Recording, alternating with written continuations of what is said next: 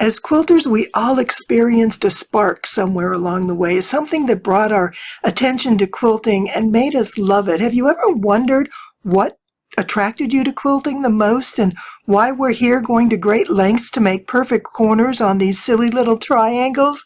I'm Lea Louise from Inspired Quilting by Lea Louise, and I made another one, a half square triangle quilt, and I love it. And for me, it's all about the fabric. Let me show you. I have a fun quilt planned, and we're going to use some half square triangles. I'm kind of on that kick, but what I'm doing is trying a lot of different methods to see which I like best.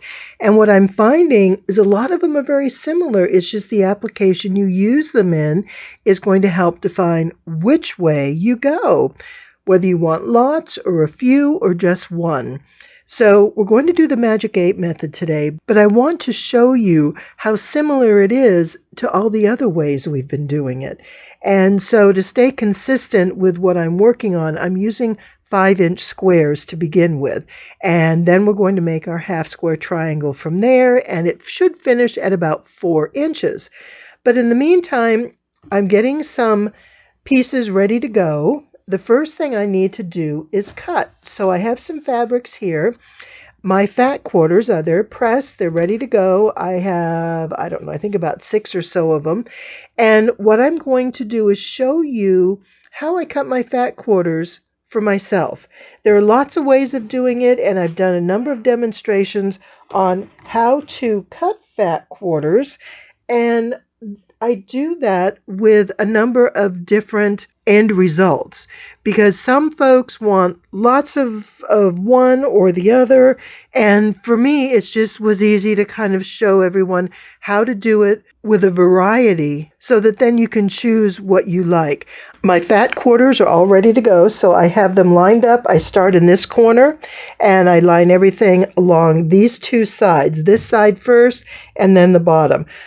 Generally, you're going to have one side or the other that's going to be a little wavy, and whatever the wavy side is, that's the one I'm going to end up trimming. But I did give this side a quick trim because not all the pieces were perfect. I won't do this until I cut this part here, but I do let a little bit of this hang over my bottom line so that I will have that opportunity to trim it and not lose my my dimensions. So the first thing I do is I got a head start. I have this trimmed and then I cut my 10-inch square. Now, when you do half square triangles with a 10-inch square, it's called the Magic 8 method.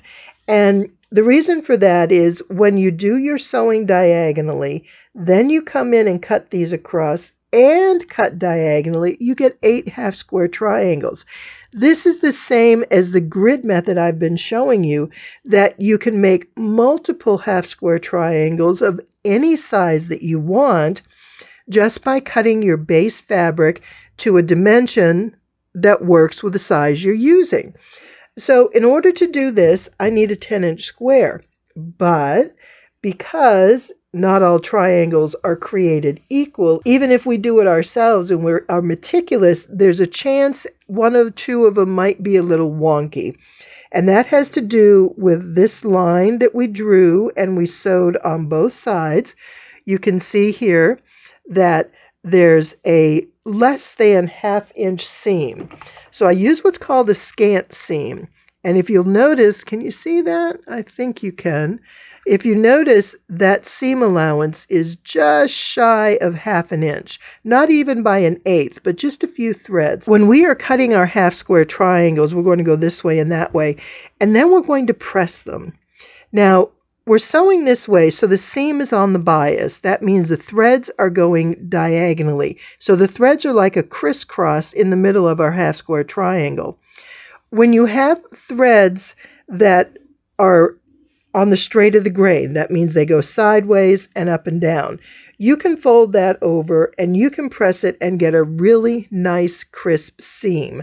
And that's going to fit in really, really well. I mean, that fold is just going to be nice and tight. The problem when you are doing that with a half square triangle is that these threads that we're going to sew right here are going this way and this way. So we are forcing them to fold in a manner that they're diagonal. So the thread comes up this way and comes down this way. So that thread is bent right there where we're folding it, right where we want to press it.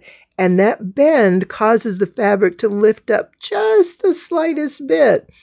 And it may not be significant in some cases, but others it can. It depends on the fabric. It depends on your pressing. It depends on a lot of things. But to avoid that problem, I add 1/8 of an inch to my blocks. 1/8 of an inch is less than what we trim. I mean, it's a very insignificant amount. And I do that so that I have that flexibility, or what I call my fudge factor. So I know that extra 1/8 inch is going to give me extra room for trimming so that all my half square triangles are going to be equal. Even though we go to all this trouble in measuring and sewing, there will be some indiscrepancies because we're not perfect. And so this method, any method that you use, is going to require a little bit of fussiness in getting through, but I'm also going to show you some shortcuts or some tips and techniques that will really help the end results and you get the size block that you want. Back to cutting our fat quarters. They're stacked, they're trimmed, and I cut my first at 10 inches, but because of that 1/8 inch, I actually bumped it up to 10 1/8 inches. Now, that's going to give me that extra room I need for half square triangles. Now, the next thing I'm going to do is, actually, let me pull this down, is I'm going to cut this strip into 5 inches. So you'll notice I'm cutting on the 20-inch length. Our fat quarters are going to measure 18 by anywhere from 20 to 22. And that then gives me a better opportunity to cut my 5-inch squares on the 20-inch length than the 18. I'll have extra waist that way. So this way I'll get plenty of my I'll get plenty of my charm squares. I'm just lining up my ruler here. And I'm not going to cut them all right now. I'll show you how I kind of stage everything. But I'm going to cut this exactly at 5 inches. I'm not worried about a fudge factor here because that just isn't going to be an issue for me. So the first thing I do is I have this extra strip. Now this strip can measure anywhere from 2.5 to 3 inches, depending on how wide your fat quarters are cut. And that depends on manufacturer, on the shops, on whomever is cutting. And there's so many variances that you just need to find something in the middle that works for you. So I'm going to take my 5-inch strip and then my 3-ish inch strip and set that aside. And I'm going to just stack that right there while I show you my next step. So I have this already trimmed. Let me get my fabric lined up on this side and this side. So I'm turning it around so I can cut this side, and I'm lining it up on the grid line, but I want to get that 10 1/8, not just 10. So I need to make sure that I bump this up by 1/8 of an inch. And let's see, there's an 1/8 there and an 1/8 here. Okay, so now I'm just going to trim this across, and it doesn't, take off a lot, but having that square nice and even here makes a big difference when you're doing your sewing, especially with triangles. So I have 10 1/8, and I'm going to come over 10 1/8. So I have 1, 2, 3, 4, 5, 6, 7, 8, 9, 10, and 1/8 right here. And let me line that up to an 1/8. And I want to make sure, there we go, get an 1/8 there. And now I have my 10-inch square at 10 1/8 inches. Now this is an extra piece. So what I have left over after I cut my fat quarter is a nice piece that's probably 10 by 12.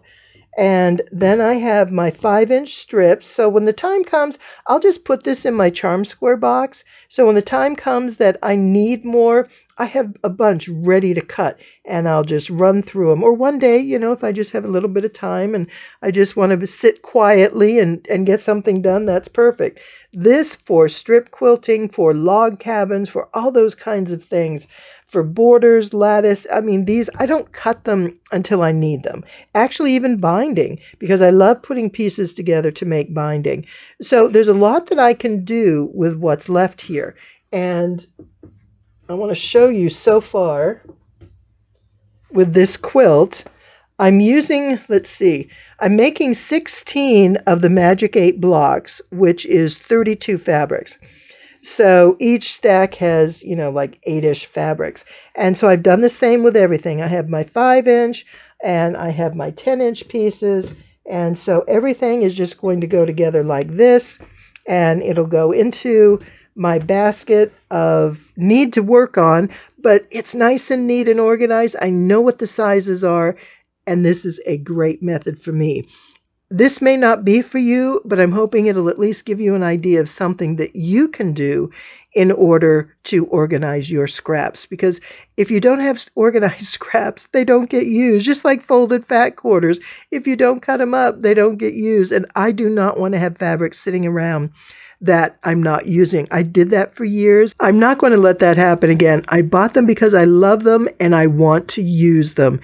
And this is the best way that works for me. Now that we have our 10-inch blocks made, we need to put our pairs together. And for example, these two are going to go together. And when you're making half square triangles, depending on your pattern, generally you want to get a contrast. And the contrast I'm trying for here first is light and dark. I want a print that's darker than my background, or I want a background that may be dark but sort of still works with this print, that there's enough contrast between them. And I'll show you some of those as I go through. And I've got these here. The other contrast design element is using prints and solids. Solids will always stand out against prints. They are going to be a more saturated piece of fabric that is much more prominent as opposed to prints that have a lot of colors mixed together. So I have some fun little ones here that I'm excited to use, and I want to show you how I get ready to make the Magic 8 half square triangles. Now, there are a couple steps. I found that marking a line is not always as accurate as we think it might be. If you hold your ruler and then you hold your marker, and sometimes you'll hold it up and down straight, sometimes you'll hold it at an angle. Every little movement you make adjusts it a bit. It kind of makes it sit on the fabric in a different location. And we've got the wide tips. And so where do we measure? From the center of the line. And I know these are all really tiny, minute differences, but what I find is if I iron a crease, I'm going to do a whole lot better sewing a nice even seam than if I draw a line. And it's just simply the way I draw a line, because this ruler has an edge to it. It's probably not quite a 1/4 inch, maybe 1/8 of an inch width. But when you're putting your pen against it, you have this right on the line. That marker or pen or whatever is going to be drawing next to this, not on the line. Again, minute, but it can have an effect if you're trying to get exact size squares. So take everything that I'm saying with a grain of salt. Pick the things that work for you. If there's something you notice that maybe would work better than something else, go with it. Give it a try. I'm just showing you all the little steps I have found over the course of time that work for me, and I found make mistakes for me. Hence this whole thing here. We're going to put that aside. Instead, what I do is I press it. And, many of you, it depends on how long a game of life you've been playing. Let's put it that way. I grew up, ironing, and Dad's shirts always needed to be pressed, and there were a lot of things that I would iron, and doilies. Oh my goodness, remember the doilies and all those kinds of things? And we ironed everything, all our dresses, everything that we wore. And so I spent a lot of time at the ironing board. I am not particularly fussy about it, but in this particular case, you really do need to put in some effort. I find pressing the seam that I'm going to sew is much easier to follow than the lines, and it's more accurate. So let's just take this step by step. I want to show you what I do. The first thing I do is I take this corner, and I line them up exactly at the corner, just like this. And now I'm going to lay it out and press it. Now, sometimes you may get a little bit of a corner that wants to fold over. See how that's not lined up exactly on the point? So you are going to turn this so that you get exactly at the point here, and hold on to this corner that you're exactly at the point, and then press. And you're going to come in with your iron right here and just press it and press that corner. And you're going to work your way towards the center. Then you're going to come over and do the same thing here. And you're going to line this corner up exactly where it needs to be, and just hold this and press. Do not move your iron or glide it, because you only want to press that seam. This is on the bias. That means threads come this way, and where they come together, there's a chance of them stretching, because this is folded over and the thread goes this way and then it goes that way, and it's very easy for this to pull. I'm not even going to do it now because I haven't sewn it yet, but you know what? I can do it here. So after this is sewn, I can pull it and I'm not worried, but just watch how much. See how we get a pull there? And the stitching helps hold it in place, so it's not nearly as much as you would get otherwise. So I press this, I hold it down, and I work my way one side, then I come to the other side. Now, after that's done, I press the entire width, right? I'm going to turn this over, and I'm going to take the 2 points that I just pressed, and I'm going to put them right exactly on top of each other. And now I'm going to do the same thing here.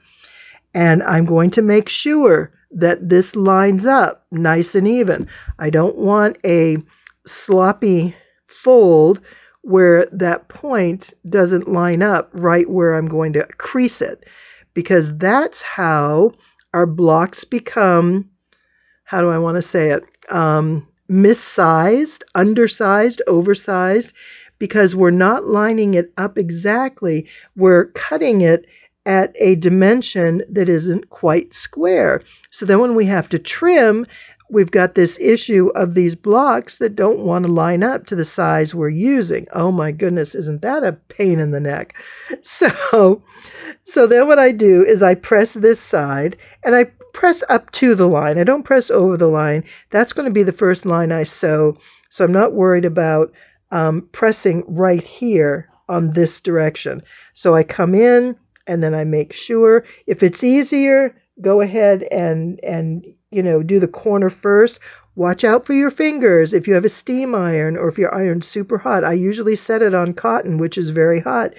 Just the heat can burn your knuckles, so be careful. So we do it that way. Then I come over here, I line that up, and I press it this way. So now when you open it, you have a pressed crease from one corner to the other, and then another one that goes across in the opposite direction. When I sit at my sewing machine to sew this, light is important. If you have light shining straight down, you may not be able to see that crease, because you'll notice if I can create a situation that there's more of a shadow, it becomes very visible. So what I do is I set a little light off to the side, and I just have it sitting there shining towards my machine. And then what it does is it creates a more defined shadow that I can see as I'm sewing. And I have no problem seeing the crease. So I'll put these together and I'm going to pin them. Now, because these creases are lined up exactly in the corner, I want to make sure every corner matches. So the first thing I do is I'll just take one corner and I will line that up perfectly. Nothing overhangs one way or the other. I've gone to a lot of trouble to cut these and make sure they're the same size. There are going to be variances, but it's pretty minute. So I can rely on lining them up that it's going to be pretty darn close. So I line this up, then I go to the opposite corner. I flip it around and I line this up. And as I'm doing it, I put a pin in. And I put a pin, I kind of go in and out a couple times so it holds that fabric and nothing's going to move. Then once these two are done, I do the same. I'll pick one side, I line it up, make sure it's spot on where it needs to be, and then I'll do the other side. And now I have this lined up with the perfect lines I need to sew. Then I have my corners set so nothing's going to shift or move. I will give you a bit of advice as you're sewing. If it's easier for you, you might want to put 4 pins here because you're sewing on a bias and sometimes this fabric can shift. The fabric on the bottom is going to be pulled along by the feed dogs, the little metal tracks under your presser foot that pulls the fabric through. The fabric on top does not have that. It has a smooth foot that's just going to glide, and sometimes the pressure from that glide can stretch the fabric. Again, everything is minute, but every little bit can make a difference. We've pressed our creases, we've pinned our corners, now it's time to sew. And what I do is I start in one corner and I will sew a 1/4 inch along my folded line. And I think, yeah, there we go. So you can see right here my folded line that I sew against. And I use that to sew my seam. That's my guide. And then when I'm finished, I will have just shy of a 1/2 inch seam. That's called a scant seam. Again, this comes into play particularly with bias because when we fold fabric, if we fold fabric nice on the straight of the grain, it's going to fold perfectly. Those threads are in line and they're going to fall in place to allow a nice crisp crease. Alternatively, as I said, on the bias, we have a grain going this way and a grain going this way. So we are trying to take that X where those come together and fold this over, and we're not going to get the same crisp seam because instead of those threads lining up side by side, they're going crossways. We have to fold every one of those threads at an angle and get them to lay down nice. They don't always want to play well together, and you're not going to get the same kind of crisp seam. You can ultimately with steam and such, but just as far as folding for seam allowance. So there are going to be maybe 1 or 2 threads worth of a fold or a lift in your fabric. So when I take a piece of fabric like this and I fold it over, it does not crisp up just exactly between the points. Now let's do this way. Let's see, can we do a demonstration like this? When I press this way, those want to come together and just lay nice and straight side by side. I guess that's the word I'm looking for, is they're side by side and the crease can kind of fall in between there and it'll push the threads to one side or the other, which is going to give us a really great, accurate pressed seam. Now, when we're doing it on the diagonal, like, let's see, actually with this way, I'm going to show it this. We'll do it over here. When I press this, you see how loose this wants to be because it's resisting being pressed from one angle to the other. Instead of going side by side like this, we're going crossways. And those threads have to come up and then over. And it's that folded thread that's going to lift and create sort of a rise in that fold as you're sewing. That little tiny bit is maybe only a thread or two, but that difference is going to adjust the size of your half square triangle. So instead, what we do is we take a scant seam, and that means we are going to sew right along. We're going to follow the folded line that we pressed and line up our presser foot for 1/4 inch, but we're going to bump it in just the littlest bit, maybe 1 or 2 threads. And that's what's called a scant seam. So you're doing a 1/4 inch, but just a little bit shy.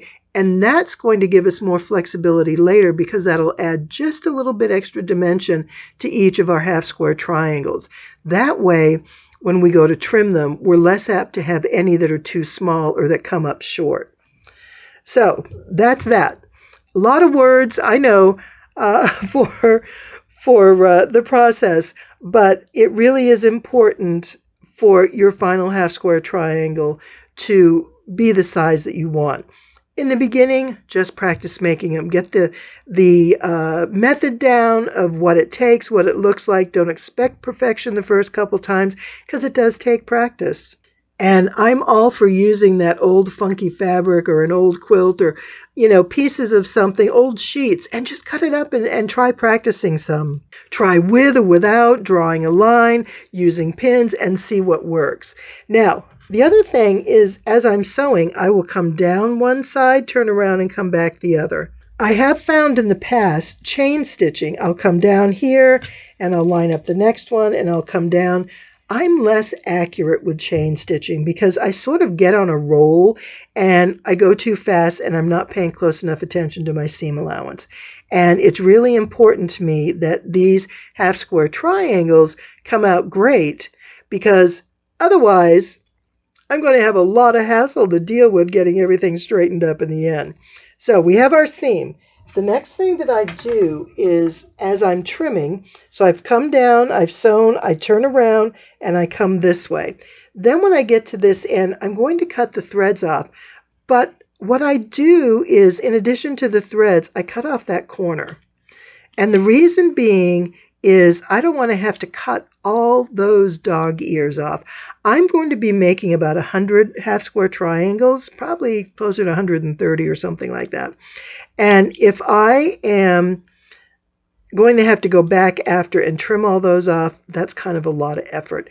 And that's not really what I want to do. So I do cut them off as I go. And that's just something that you can look at and see what works for you.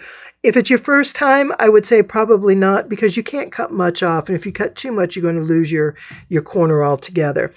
So just food for thought. If you've done this a lot and you want to try a little something different, that is a time saver without doing all the chain piecing. Again, if you're really accurate in your sewing and chain piecing, then go for it. You can sew one, do the next one, and do the whole slew of them. It's just for me, I tend to pick up speed and then my line might tend to waver.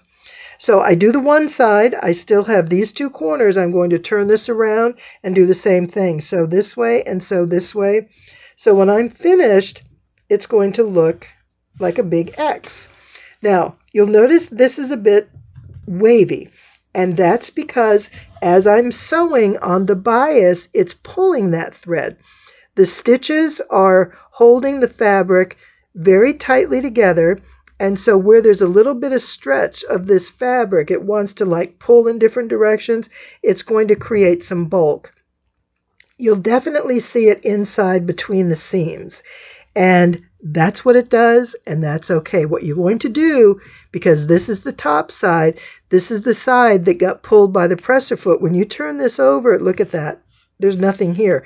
Maybe a little, but not much. But the difference, because this was on the bottom, it was pulled by the feed dogs, it's nice and flat. This is where you're going to come in and press, because I would rather press all this to set my stitches before doing any cutting. And you're also going to get a more accurate block for cutting by having this pressed. So I will turn this over and I will press on one side. I don't get to the center yet. but I will just set my iron gently, and if I move my iron, it's in line with the straight of the grain. If I move it this way, I'm going to come in. If I'm going to go this or this way, I only go straight. Do not do not press diagonally. Resist that urge to just take your iron and, do this whole wishy-washy thing, because you will regret it. It'll stretch your fabrics. It'll give you little pleats in the corners, and that's hard to deal with after the fact. So one side, and I just work my way around. Alternatively, you can go side to side like this. Then once everything is pressed beautifully, then you can lay your iron in the center and lay it down. Don't twist it, turn it, move it, do that. And then let me show you. I want to find one. Let's see. So I did them all on the, what do I want to say? I did all the sewing from the solid side. So this is one that's been pressed, and just look at how nice that lays. Had you done it in another way, and maybe push that iron every which way, you're not going to get that same smooth square when you finish. So we've got all this done. Now it's time to cut them. Here's one of my 10-inch blocks. I've sewn diagonally on both sides. I gave it a quick press, and I grabbed a smaller mat. And this works because then you can see the diagonal lines. On my big mat, the diagonal lines are off kind of in a corner, and I can't get that very well on the video. So I'm using a small mat. Small mats are handy for something like this. You can also get the rotating mats, the spinner mats, and it's just a matter of what you like. I don't have room for lots of extra doodads, so I kind of stick with what I have and make it work. Now, the first thing I want to do is measure my block. And remember, I cut this at 10 1/8. But as I line this up in my corner right here, this is my 0 point, I put my edge right along this side and this side. And I am almost exactly at 10 inches. It maybe comes over just a thread or two, but for the most part, I am at 10 inches. So just this sewing alone cinched in that extra 1/8 of an inch. So had I not added that 1/8 of an inch, I would not be starting with a 10-inch square at this point. It would be 9 7/8. Not a big deal until you start cutting and cutting smaller, and then that discrepancy can sometimes multiply and become a headache. And please, I'm not trying to scare you with half square triangles. I want to show you that there are easy tricks in order to get the best accuracy possible. So we have a 10-inch square. I'm going to place it in the middle. We have 45-degree lines, and they go through from one side to the other. You want to find where on the mat it says 45. So here in this corner, I have 45, 60, 30. I want to follow these two 45-inch lines. Same over here. Here's a 45-inch, and these are at the same angle, 2 inches apart. This way, if I'm cutting strips, like say I'm going to do some 2-inch bias strips for binding, I've got the bias already on here, but there's an easier way to do that, and that's in another video that I already did on how to cut your strips on a bias without all that stuff. It's just quicker and easier. My block is centered so that the diagonal lines go to each corner here and here, so I can just cut from corner to corner. The other thing I want to do is I'm going to cut it this way. Now, a lot of demonstrators, people who do tutorials, will have you draw all these lines first. And like I said, I find that the lines can tend to be off a little bit. And so I would rather measure after everything is sewn, because then the adjustments have already been made. And if one side's bigger than the other, I'm going to get a more accurate cut at this point than following a line I drew before I did any sewing. Just my experience, again, take it with a grain of salt and do with it what you will. But what I want to do before I do the diagonal is cut my cross pieces. So I'm leaving this right here at the diagonal point, and I'm going to line this up with the edge of my fabric over here and make sure that I'm just lining up the edge so I can see it. at 5 inches, but I want to make sure that I'm also 5 inches over here. So I'm right on, let's kind of put it to the center with just the littlest bit over, which we knew that there was that little bit of a maybe 1/8 inch. So I'm going to find that in the areas where it's not sewn together, like right here. This part hasn't been touched, so that hasn't really been adjusted by much. So what I'll do is I'll bring my second ruler in and make sure I'm 5 inches all the way through. And as long, that piece, see what the bias wants to do? It wants to go its own way. There we go. Yep, and it's right at 5. And you'll also notice, because you're going to line up at this center point. So we're going to do our cut across one direction. Then without moving anything, we're going to come and do it the other way. And again, we want to line up with 5 inches. Get that right on the line there and there. Let's see, yep, that's right on 5. And then I want to make sure that I have my 5 inches this way, which I absolutely do. Now, you know, if you're doing practice pieces, try doing a 10-inch square and a 10 1/8 and see if you find a difference. See if you find that it makes a difference for you. But this way, look, I'm going to be cutting right exactly through those center points. Let me show you. Actually, you can see it better on this one. So see how it's sewn right through, or cut right through the middle. So it cuts through the little box in the center. When we sew our crisscross, we get this box, and we want to make sure all our cuts go through there. And you can see here, that's exactly how it did. So this has worked out really well. Now at this point, because I moved this around, it's not going to be as easy to cut them in one fell swoop. I'll do another demonstration here, but I'm just going to cut this. And what I do is I'm going to twist this around. I measure from corner to corner. And it's not going to be exactly a 1/4 inch. It's going to be just a little bit short of a 1/4 inch, and that's okay.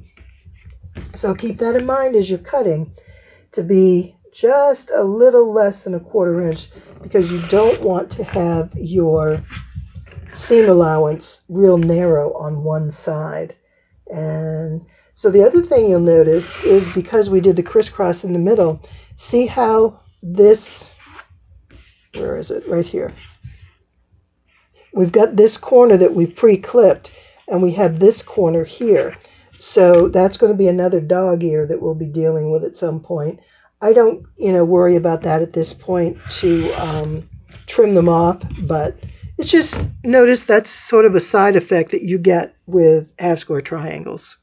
Once all the half square triangles are cut, then what we want to do is press them. The first thing, nice hot iron, set the threads. And this is really important because this is on the bias. It helps these threads from the seam that we sewed cinch in and fit better with the threads of the fabric. And that really makes a difference on a half square triangle.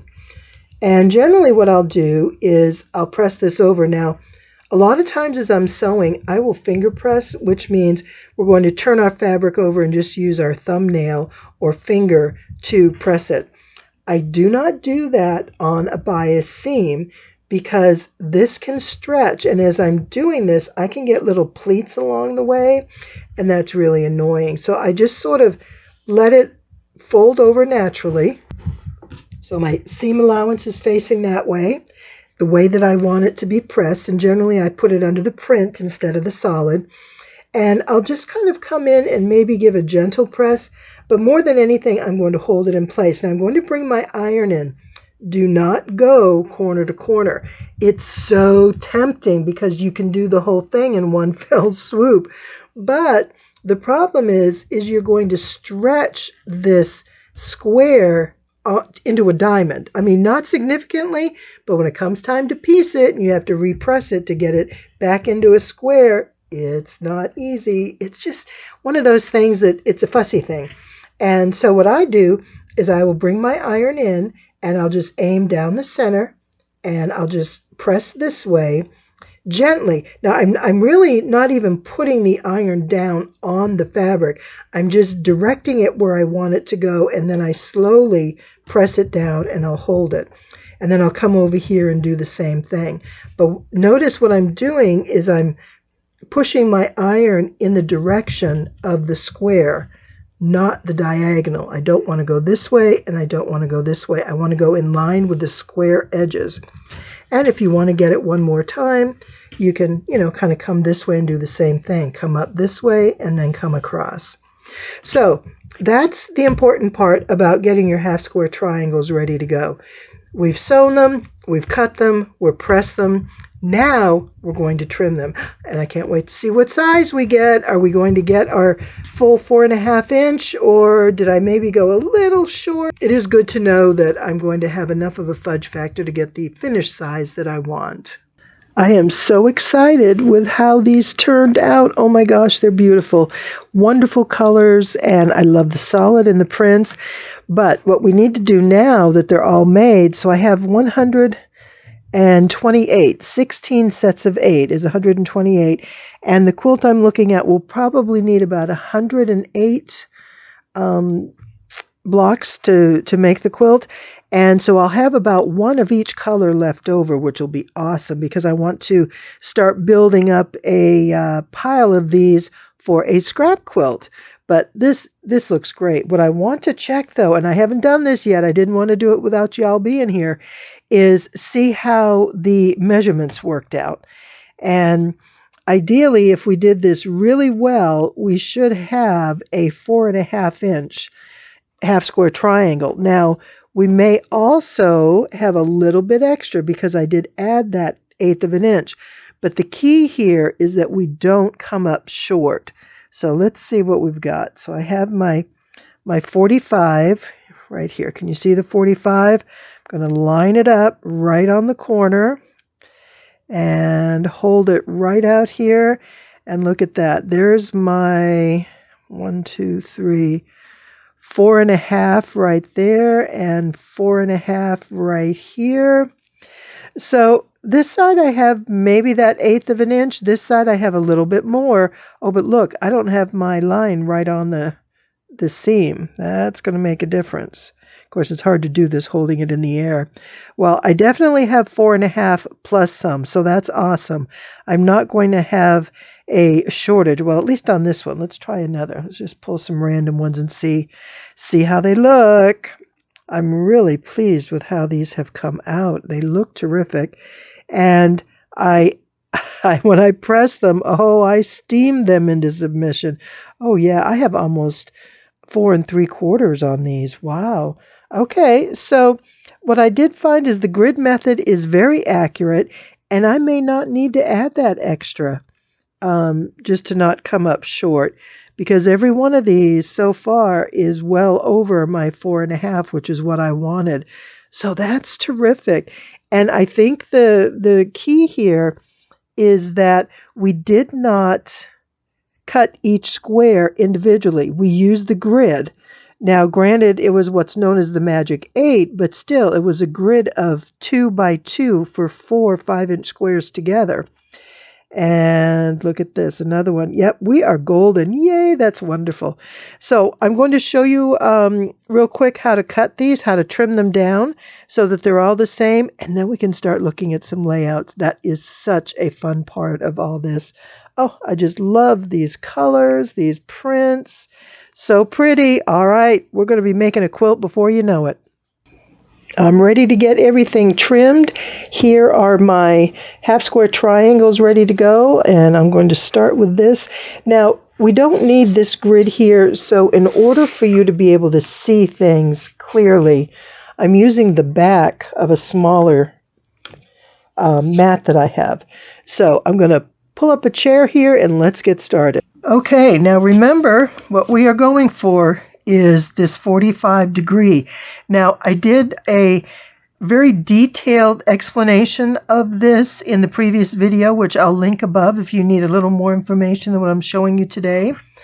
But the key is that when we press this is pressed nice and flat. We don't have any waves, which if you iron diagonally, you sometimes will get like a big smile, a big curve here. So these are just some things to think about. So we just lay our half square triangle nice and flat and square. And we're going to take this diagonal line and place it on the diagonal of the square. Now, we can put it anywhere where we want, but ultimately we want this point to line up with this point. And so we bring it down right where the point lines up, and making sure that this diagonal line is right on that seam. So this is where we start, and we're kind of laying out and see what our dimension is. And we see that we have definitely over our 4.5 inches. So we're just going to slide this down and bring it down to 4.5. And so here's our 4.5 here. There's our 4.5. I got a little bit off. There we go. So we have 4.5 all the way down, 4.5 here. And I'm going to have a little bit of trim on this outside. That's okay because I want this to be in line. These corners need to line up when we're sewing our blocks together. And if we don't trim this little bit, it's not going to be particularly even. And that can wreak havoc when you're doing your sewing. It makes it very difficult. So we know we are right here. Turn this straight. And so another way you can do it, last one we lined up this corner. You can also do it with this corner. Just so you can get your line right where you want it. And we want to go to 4.5 and 4.5. And right here, it is exactly on. And I don't even have anything to trim. All that's coming off is that little dog ear, and look at just the tiniest bit. So I really didn't need to do that, but that's okay. That was a good example to show.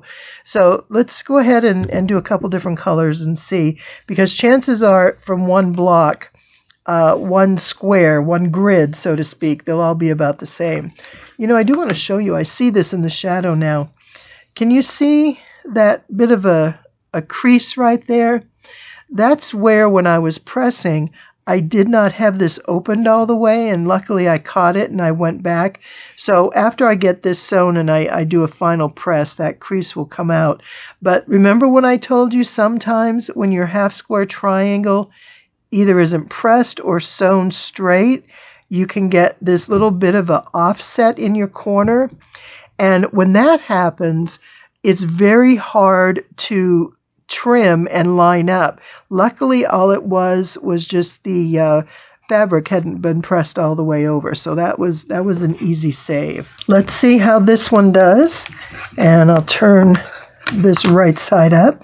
Okay, we line up our corners and line up our diagonal line.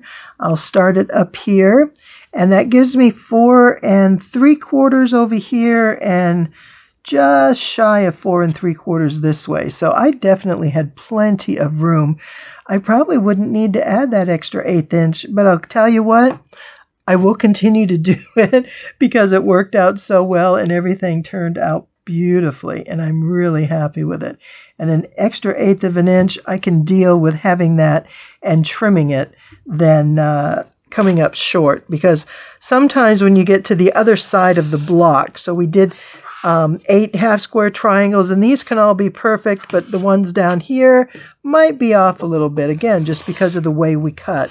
So that's something that I'll definitely keep in mind. Okay, let's do another one and just see how this is all going.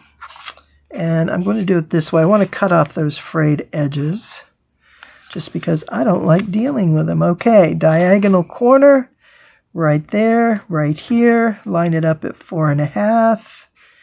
And I'm going to probably have to do this on both sides because I have a little bit extra on the outer edges. Now, the reason I'm getting more trimming out here is because when you sew this seam, it's cinching the fabric together so it draws it in, and these areas that are not sewn are laying loosely, just the way the fabric will. And so let me just do this.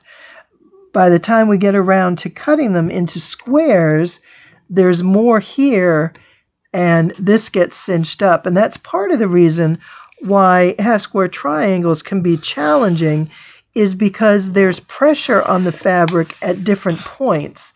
And if we don't leave enough to get our half square triangle to fit right in this corner, then it doesn't matter how much we have out here, because if I were to have cut this smaller, I would have lost that corner because I wouldn't have had enough.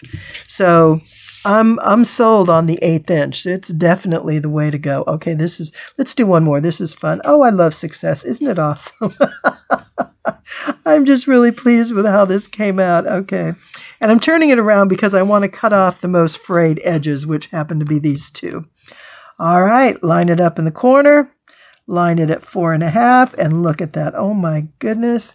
This is going to go quickly. Yay, I love it. So let me get these trimmed, and I will be back, and then we get to play with the layouts. Oh, that's going to be a lot of fun with all these colors. It'll be beautiful. After 1.5 hours, I have all my blocks trimmed, and this is the results. It's actually kind of pretty. And I'm looking at these, and what I notice is, see how it's thick on one end and narrow to the other? And remember how I showed you when you're cutting your blocks, when you have the diagonal corners, they're probably going to fit tighter into the square, and the unsewn corners are going to be a little more generous. There'll be more to cut there. And that's simply because those corners are those corners are sewn. When we sew from here to here, the stitches cinch that fabric together enough so that it'll pull these corners in just a little bit. So that's another way that we can lose our corners and not have enough when we're trimming. So that 1/8 inch that we added really made a difference in a lot of ways. So, all right, I wanted to show you that, but next what I want to show you are some layouts, because it's always fun to put different ideas together. Now, this is one that's probably one of the most common, and especially for scrappy quilts. And you just put them together and you sew them randomly and just mix all the colors together. I like a little bit more of a pattern. So for something like this, what I would probably do is, let's see, we're going with some stripes. And so I would turn these. So see how I'm getting, let's see, this way, how I'm getting some strips of first my solids, and now I'm going to get strips of my prints. And so that just looks, we kind of have some stripes in our quilt, and that's kind of fun, and that's an easy way to put your quilt together as well. There's another way, and what we do is we make a 4-patch or a 9-patch or a 25-patch, whatever square you want with however many blocks that are going to work for you. And then you put 4 of them together by rotating them around. And that's not unlike the pattern we're going to do today. So in this case, let's get this all in the right way. Let's see. Okay, so we've got all the solids to one corner. Now, we would do that with this one as well, but what we're going to do is rotate it. So when we put these together, we're going to rotate this so that we go this way and this way. And notice now where these continue to go in that direction, we now have 2 that meet and create a flying geese, which is kind of fun. I think I would like that better, obviously, in the print, because the solids just don't really work that well. But you get the idea. Now down here, let's see, let's do this one first. So you can see where we started here. We turn it this way, and then we turn it down this way. And then this one goes one more. And so we get our, whoops, there we are. We get our flying geese in the center going in this direction, but we also get them going in this direction. So that's a lot of fun. But there are some other ideas too. Let me show you some of those. From here we can try a star. Now, the star is actually made up of flying geese, the star points. And let's see, I want my points to go this way. There we go. So I want to bring these together to create my star detail. So I have star points and a center. Here's my center. I just need to rotate this to get my star points here. And let's see. Oh, and we're already there. This is good. Okay, so I have my three solids, and I'll eventually have three solids if I continue that down here. So this, you can kind of see the image of a star developing, but it's not strong enough, not with so many different colors. So I probably wouldn't go with a star for this.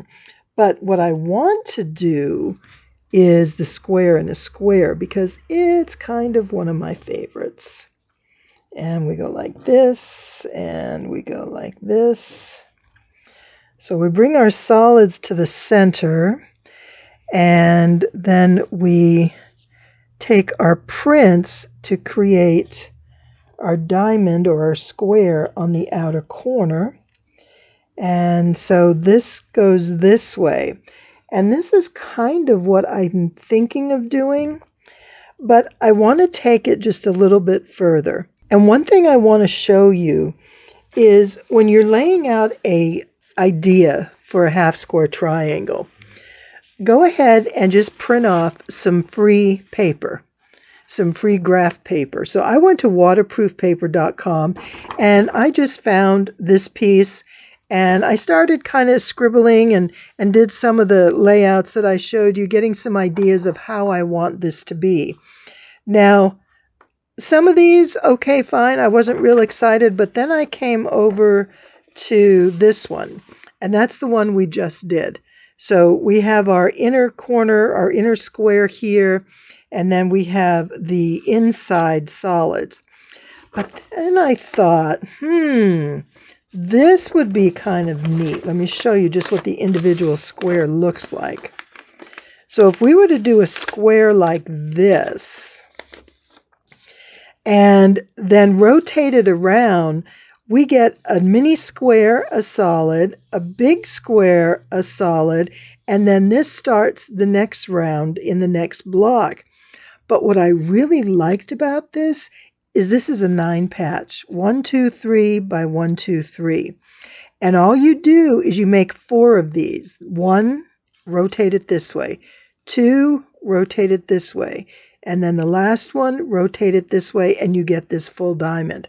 That's the winner right there. I really liked how this goes together. So here's the layout.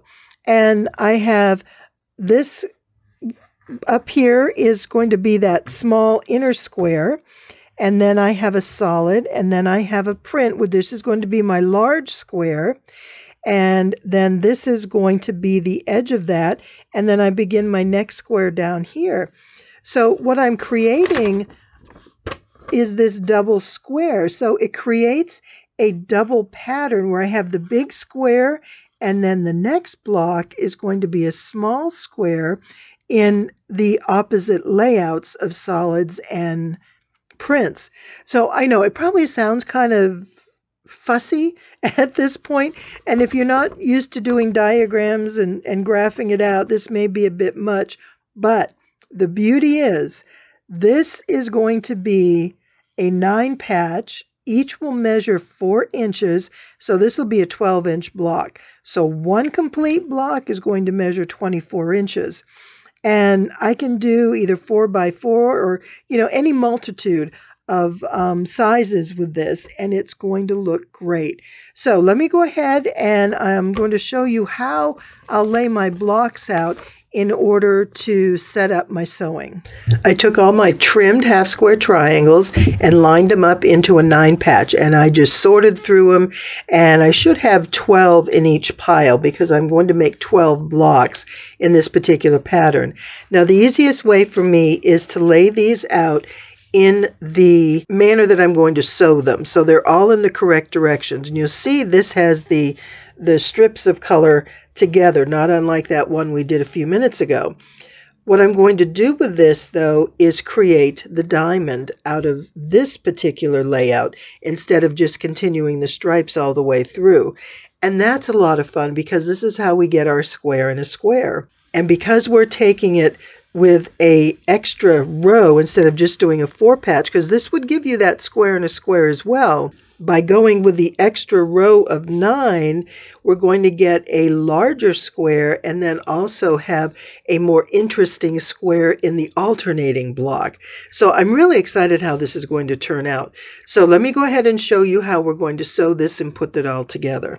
One of the things to consider as you're sewing these together is how everything is going to fit, because we need to connect corners. So you can see here, we will be connecting a half square triangle to just a regular piece of fabric. Now that's going to be simple.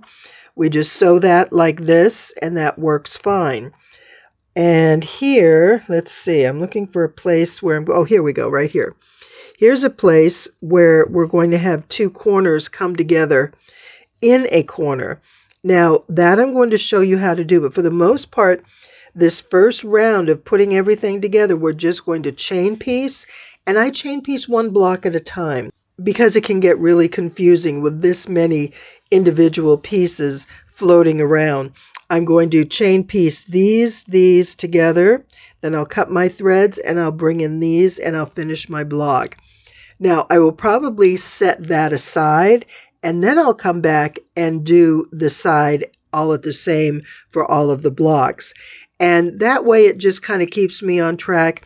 And by doing just all the straight ones, then I will get my my muscle memory, my method of how I'm going to do it in place, and it'll just go a lot quicker, and I'll know exactly what needs to line up where. And then once that's finished, we go on to the next step and do the same thing. So let's go ahead and we're going to get ready to start sewing. Before I show you the sewing, I just want to review the layout. There are a couple things as you're sewing that's going to make it easier just to keep in mind. So notice we have our prints and our solids, prints, solids, and we end with a print, but we start with a solid. That's important in order to get our overall pattern. Now, one thing that I found as I was sewing is, let me just grab one of these here.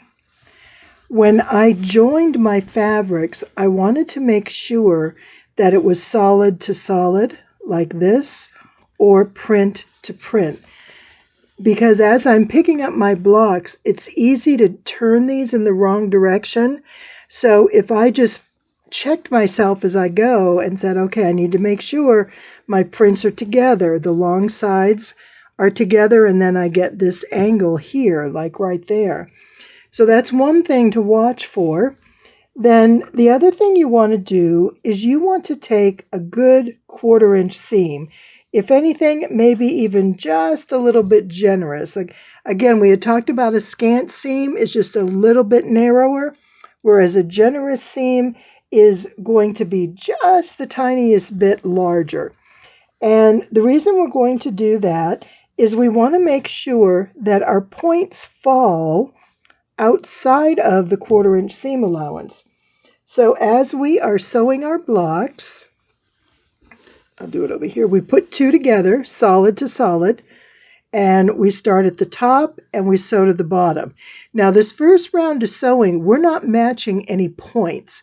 All we're doing is matching the squares. So we want to make sure we get a good corner to corner seam because we don't want these to be uneven.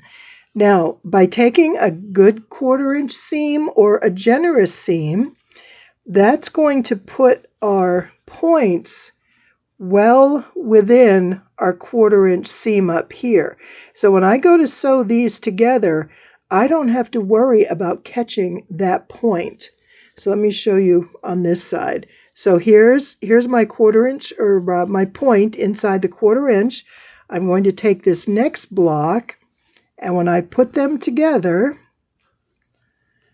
all right, let's do this. And as I said, when I do half square triangles, I try to fold in, well, it's really not going to matter, because whichever way you go, it's going to be the opposite on this end. So just do what works for you. And because I was thinking that if we do always fold it towards the print, but then we come up here, that's not going to do so well. So disregard all that. As you're sewing, you want to line these up so that this seam is even across the top, but that this seam joins up. Now you can see where our seam is and our point. So our point is right there. We want to sew away from that point, closer to the seam allowance. If we sew on this side towards the block, then we are going to cut off that point altogether. Now we have another point on the other side. I'm going to cut this apart. I don't have any scissors. I'm at my machine, so let me just do nope, did I get it? Yes. So we are going to put these together seam to seam. And if we take a peek in here, what we want to look for is that this seam lines up there. Now you can tell this is off just the littlest bit. So I'm going to pull it over so that seam is straight. The other thing is I want to make sure that these points line up. So let's say it came out this way. That point's a lot bigger than this point. So if I were to sew across this way, they're not going to line up at all. I want to line those points up so that they're the same distance. So right here, I'm going to pull that down just the teeniest bit. You see I have a little bit of the point there and a little bit of the point here. So that's sort of a reassurance to me that they're going to be pretty darn close. And then I hold everything really tight, and then I'm going to put a pin right here, and I put it through the seam allowance side because there's more to hang on to. The other thing I want to show you is after it's pinned, what to look for when you're sewing. So we're going to go to the other side and do the other corner, or excuse me, the other seam. And again, we're going to line this up so that our seams are right together. And I want to make sure my points are lined up. They look beautiful. And so you can see this is where I'm going to sew.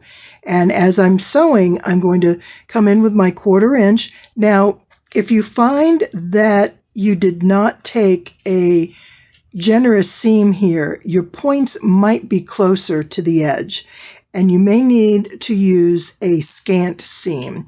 So it depends on what you did. I made sure I used a good, generous 1/4 inch seam. I didn't cut back on it at all because I wanted to make sure that these points are away from this upper seam allowance as I sew.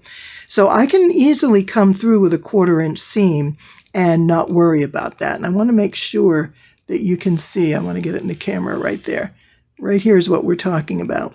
So I do not want to sew below that point. I need to sew above it. Okay. So then once we do that, I'm going to hold my finger where the seam would be. Look at how nice these line up. So my points are just a fraction away from the seam, and by the time I press it, they'll probably be pretty darn close to each other and look wonderful. And there's nothing wrong with this. I would rather have a little bit of fabric showing after my point, between my point and the seam, than have it cut off, because when it's cut off, that really stands out. So let me go ahead and just show you how some of these combos turned out. I really like the way they look, and I think they're going to be beautiful. Now remember, these blocks are directional. So where this one has a solid in the corner, this one has a print. So don't get yourself confused and switch them around like this. We want to make sure the solids all go in one corner. And that'll be important when the time comes to sew these together. All right, so it's going to be time to finish up these blocks, but let me go ahead and do the demonstration on how to sew the seams. We'll go one direction and then the other, and then we're going to be finished. When I'm moving my blocks around, I'll lay them out on a small mat that I'm not using, and I just lay everything on there, and it makes it easy just to pick it up and carry it around. And it also allows me to keep everything in place while I'm sewing. The other thing I keep handy is my little block, and this has my 9 patch, so I know just how to lay it out. I keep that right next to me so I can see at all times that I'm doing the right thing. So let me go ahead and move this.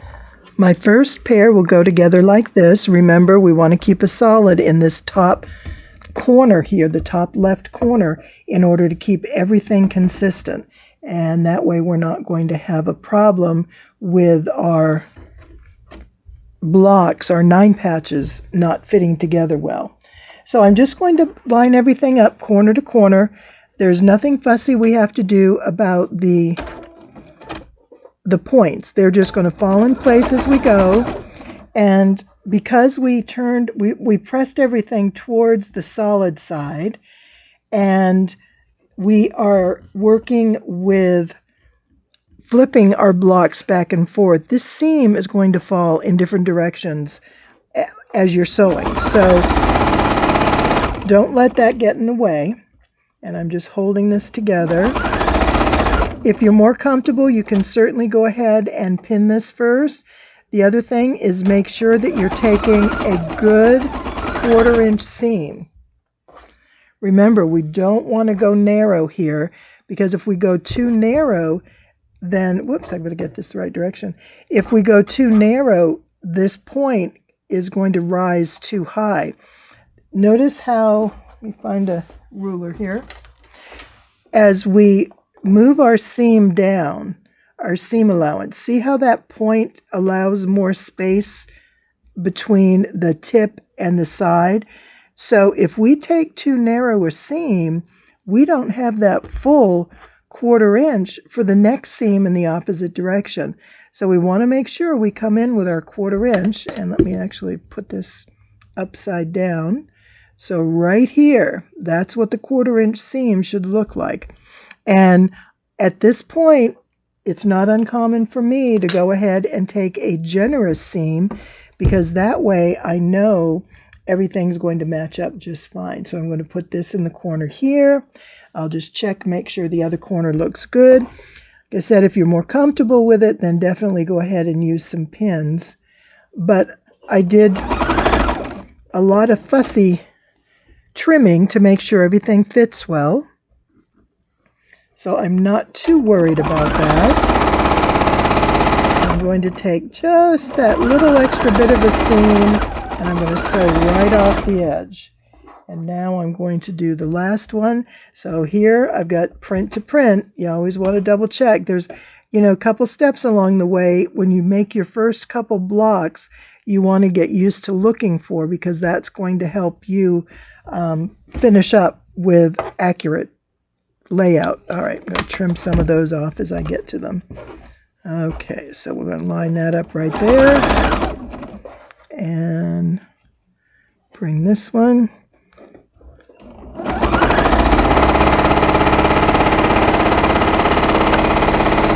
And now the first 3 are sewn together. And I am going to open this up and add the 3rd row. And again, solid to solid. It's always a good check.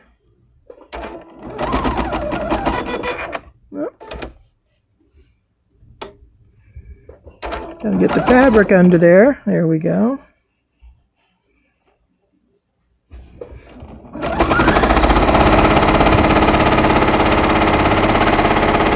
Oh, I twisted that fabric over. I'm not going to worry about that right now. I don't think that's going to be too much of an issue to worry. And I'll just continue to the end here.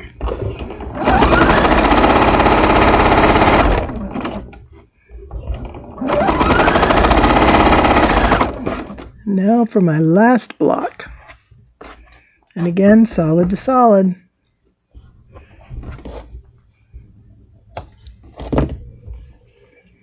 Tell you, when I finish with a quilt with triangles, it takes me a couple days to get all those points vacuumed up. Whether I vacuum or sweep, they tend to go everywhere. You know, I do find that I have sewing clothes, you know, my comfy clothes that I don't necessarily wander about too far with, because I'm usually trailing lots of little fabric points like this, as well as thread. And if I can keep it in the sewing room, it's a whole lot easier to clean up that way. All right, so there we are. We have our 9 patch done in one direction. Now what I'm going to do is put these together and line them up, just like I showed you. And let me get my pins. So I'm going to open this so you can see. And so we have a point on this side, and this side is going to go either way. So at this point, just for the ease of being able to see where I'm sewing, I'm going to sew with this point open. And then I'm going to look and line up this seam, which looks pretty good. And we've got that little bit there, so just the tiniest bit. You see, point to point, it almost creates like a little bow tie. Let me bring it down farther and you can see what I'm talking about. So it's these points, and we want to make sure this top point here meets up where we fold. Just like that. All right, and so I will put a pin in and kind of go through it all so nothing moves, and go through that seam allowance because that's going to help hold it together. And I'll do the same here. Let's see, this is the seam that I rolled over a little bit, so I'm just going to have to be careful as I sew. And let's see. It's hard to find the triangle for all the print, the colors in these prints, but that's another thing. A scrappy quilt like this can be very forgiving because so much gets absorbed into the busyness of the quilt. And you know, my favorite tactic for a block gone wrong, just kind of push that over, is tuck that block in the corner of the quilt. Everybody sees the middle of your quilt, but there are a few people who look around the perimeter and check out those edges. So if you have a block that either you don't like the color, or something didn't turn out about it that you liked, or maybe you had to piece an extra seam somewhere, and that's all well and good, but just tuck it in the corner of your quilt top. If you're looking for a mistake on my quilt, that's where you're going to find it. And those are the mistakes that I find.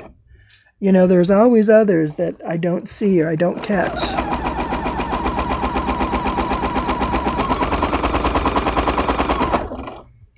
All right, now this one, I'm going to use my seam ripper / stiletto so I can move that over.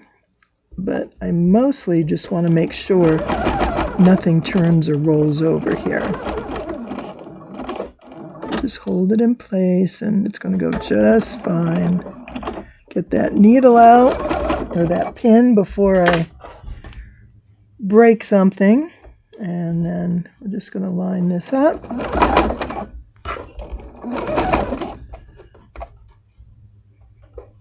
And I noticed where that wanted to be a little off, but I'm just going to slowly let it come together to the other corner.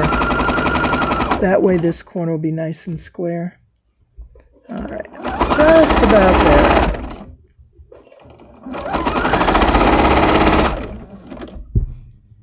There we go. And our block, one more row, and we're finished.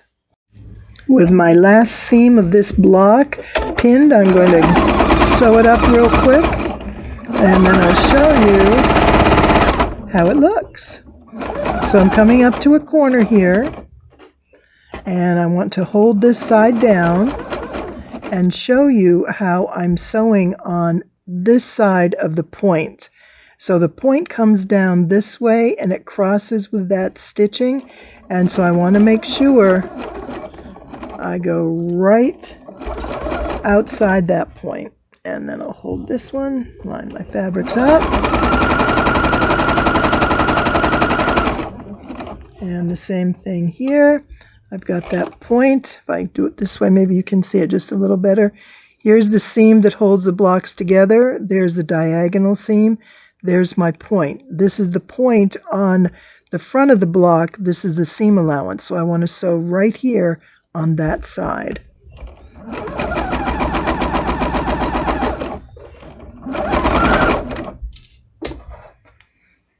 And line up this bottom corner.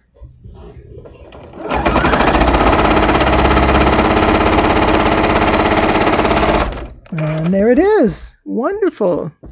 Trim off the threads. Open it up. See if we have any casualties. And I'm going to do it this way because I can hold this. Now that one actually got a little bit wide. So these look great. These look great. This looks good. Let me see what happened here. For whatever reason, I took a really narrow seam. Can you see how I sort of was sewing along and then I came this way too far? So I'm just going to touch that up and go 1.5 inches on each side and straighten that out. So let me just kind of line up and make sure that I follow my seam allowance. I think what it was is there was some, okay, good, we got it. There was some bulk right there that didn't want to allow the needle to go through, and it kind of pushed things over. So let's try it again. Oh, much better, much better. There we go. That looks good. So now all 4 of our points look great. We have our solid in the corner. We have our diagonals. Everything is perfect. There we are. So let me go ahead and get these all finished and pressed, and then I'll show you how we'll piece the quilt together. Oh, we're getting so close. All the blocks are finished, and I'm getting ready to put my quilt top together. I did just want to show you real quick about the pressing. The 2 outer sides you want to go in one direction, and this middle one is going to go in the opposite direction. So you want to make sure when you're sewing that these outer 2 rows go the same way. And if you chain piece these and nest your seams, then you shouldn't have any problem because it's just going to go that way naturally. The reason this is important is we are going to turn our blocks in order to create the pattern that we want in the quilt. And in order to do that, we need these seams to go in opposite directions as they turn. And by doing it this way, that's going to keep everything going in directions that will allow the seams to nest. It goes together much easier and looks better because you'll get a good crisp corner. The other thing once that's done is press your seams all in one direction. Now, as I said in the beginning, use this top block as your point of reference. This is how you lay your block out. This is how you sew your block and how you press it. So make sure that every one, let me get another one here, every one of your blocks is done the same way. So if I put this here, because there's my solid corner, right? And I put this, and you notice how these are going in the same direction. That's really important when it comes to putting the quilt together. So let me go ahead and show you how that works, and then I'm going to sew these final blocks together and we're finished. And here's the fun part. If you're still with me, thank you for being so diligent and what's the word, tenacious, because this has been a long video. There's been a lot of detail in this, but I've enjoyed it and I hope it's worked well for you. So now we have our 4 blocks, and you see that each of the solid corners is in the same location. They're all placed in the same direction. But we don't have our corners yet. We don't have our square and a square. But you see how we have our stripes. Now, if you were to piece your quilt like this, which is definitely doable, you're going to get changing strips along the way.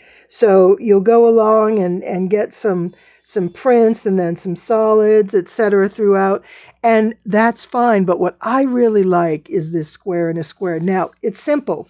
Once you're here, you're going to turn this one once, and you're going to turn this one twice, and this one 3 times. 1, 2, and 3.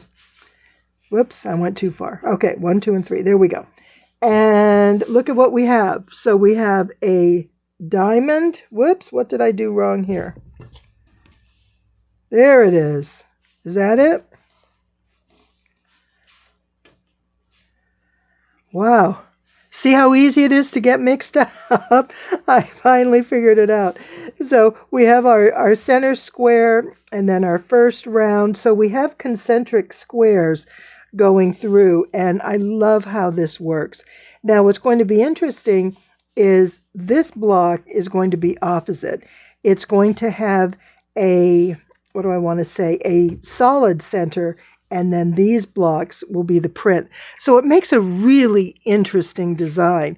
Now, because this is scrappy, it is visible, but it's not a really striking design in that it's, what do I want to say, a lot of contrast. If you had more contrast and maybe all these were super light, super dark, one color, I mean, if you did these in black and gray instead of colors, it would stand out a lot more. But I wanted this to be scrappy. This is kind of where I wanted to go with it. And I love how it's turning out. So let me go ahead and get some of this sewn together, and I'll show you what it looks like. Here's my finished quilt in all its joyous glory. Oh, I love those colors. They're so bright and happy and just make me want to smile. It was a fun quilt. Now, you see here these large squares, right, with a small square in the middle, and then how these solids create an alternate block around them. So this is what you call concentric squares because it's one inside the other. So we have the 2 large ones, and then this is the alternating block that would go in between if we had a lot of large ones, and then 2 more large ones. So what I learned here is I love this layout. It's a lot of fun. Half square triangles are fussy, but they're beautiful and so worth the effort. And for this pattern, you need more blocks. So this would really be awesome in a larger quilt, or make this size quilt with smaller blocks. You definitely need this extra row down here to get that second row of blocks like we have there. So I think this would probably work best as a square, the quilt itself, but again, at least a bit wider in order to complete the pattern. But this will make a great little baby quilt, and my goal is to have some that I can donate, and I'm really excited. I think bright and colorful is wonderful and will be well appreciated by whomever is the recipient. So there we are. Half square triangles using the grid method, aka the Magic 8. And I'm telling you, I'm hooked. There will be more triangles in my future. I'm shooting for flying geese next. I had so much fun with that last one. But this is it for now. Have a wonderful day. And if you are still here, oh my goodness, God bless you. This has been a long video. And it took me a long time to make, but it's so well worth it. I hope you love it. Have a wonderful day. And as always, it is my pleasure to be here to share this with you.